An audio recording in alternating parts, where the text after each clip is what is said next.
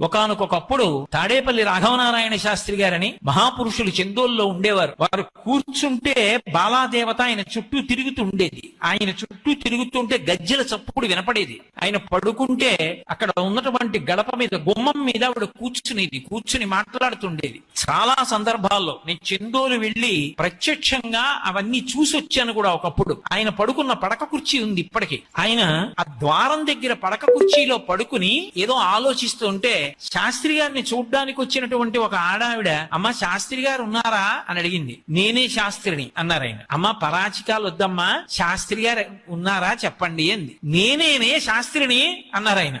అమ్మా హాస్యం వద్దమ్మా, శాస్త్రి గారు ఉంటే చెప్పండి అమ్మా అని దిగ్గున ఆయన కుర్చీలోంచి లేచి, చెప్తే వినాలేవా, నేనే శాస్త్రిని అని గట్టిగా అరిచి నించున్నారు. అప్పుడు ఆవిడ కళ్ళు నులుముకుంటే శాస్త్రి గారు కనపడ్డారు. అప్పటి వరకు ఆయనకి బదులు బాలాదేవి కనపడింది. అంత బాలోపాసన చేసిన మహాపురుషుడు.